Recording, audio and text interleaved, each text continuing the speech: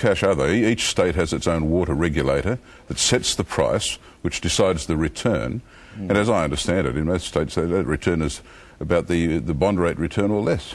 It's not the return on the assets, Laurie, that's the issue. It's the fact that, take Melbourne, for example. In the last 5 years, the Melbourne water utilities have paid $1,600 million, $1.6 billion to the state government in taxes and dividends.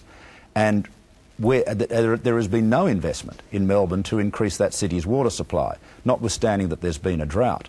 See, it's not that they're ripping off the customers in terms of price. What they're doing is ripping off the community, failing the community by not making the investments to deliver the water we need. But now, you want private enterprise to take this over.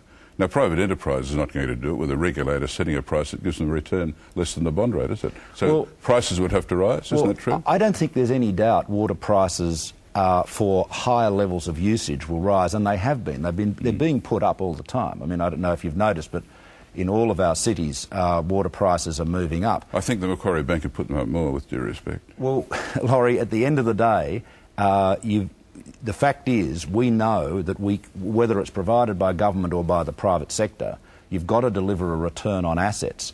But what is desperately needed is investment in infrastructure. You can say, we don't want to invest in infrastructure because we're afraid of putting water prices up. That's very cold comfort if you haven't got any water. I mean, look at Brisbane. Brisbane's dam, one big dam, is below 25% as we speak. They're going into a long, hot summer. El Nino's on the horizon. Now, with the best will in the world, any major water augmentation plan, be it their big recycling proposal or desal or new dams, will take years to come on stream. You know, South East Queensland has got itself into a jam in water. Well, I should say Peter Beattie and the local governments together have got themselves into a jam by not making the investment.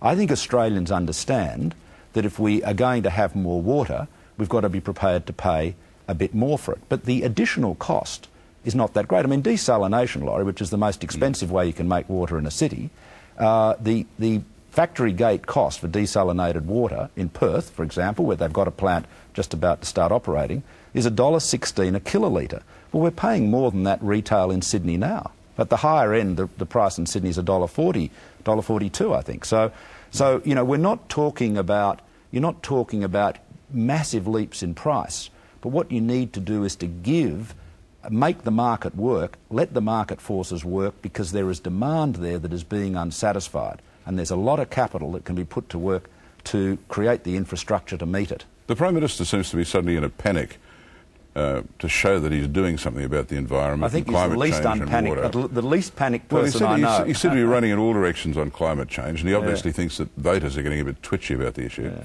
And now the speculation in today's papers that Mr Howard's going to appoint a star minister to sell the coalition's climate, water and environment policies. Does that ring a bell?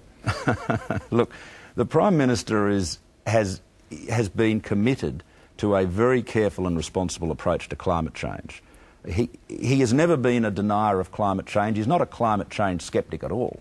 You go right back to the Energy White Paper. The key focus was on putting Australia in a position to lower its emissions, meet its Kyoto targets, and in particular pursue the technologies that will ensure that the world can meet its targets. You see, one of the things that Labor forgets is we have an obligation to the world. We can reduce our emissions, but whether we reduce our emissions by half or a quarter or 10% doesn't matter in a global context, because we're only 1.6%. But the biggest source of energy in the world is coal. China has got vastly more coal than we have. China mines 6 or 7 times more coal than Australia does. They're not going to stop using coal. India uses more coal than we do.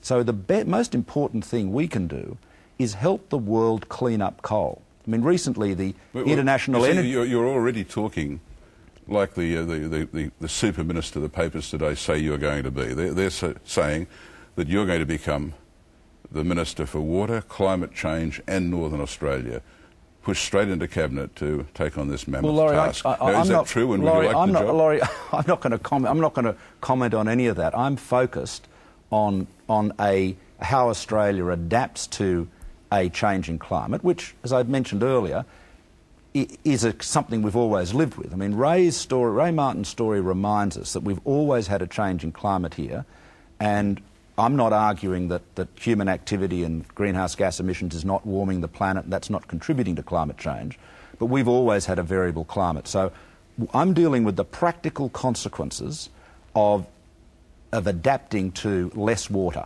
a drier, hotter future. So you're not saying whether you'd like this job? The only job I'm focused on is the job that I've got, and I'll leave political commentators, particularly those as skilled and experienced as you, to do the commentating. We're almost out of time, but since the papers are full of the rise and rise of Malcolm Turnbull today, I want to ask you this question. I've seen your personal worth estimated at $100 million. Now, how big a handicap is that to a politician? Well, Laurie, I think people judge politicians on what they do.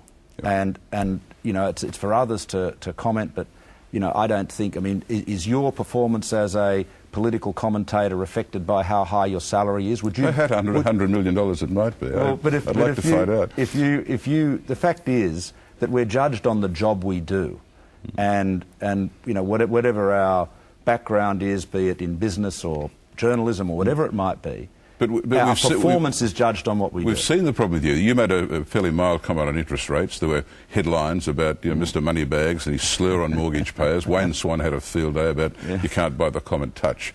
Now, if you were Treasurer and you put up taxes on the battlers, or you gave tax breaks to the rich people, well, this is the political climate. All right, okay. I mean, wouldn't there be public outrage? Oh, Laurie, well, you're the best judge of that. You're the commentator. I'm not going to comment on myself. Right? I gave up being a political correspondence, as you know, nearly 30 years ago, so I'm not going to take up the cudgels again. Mr. Turnbull, we're out of time. Congratulations and good luck in the new job. Thanks, Laurie.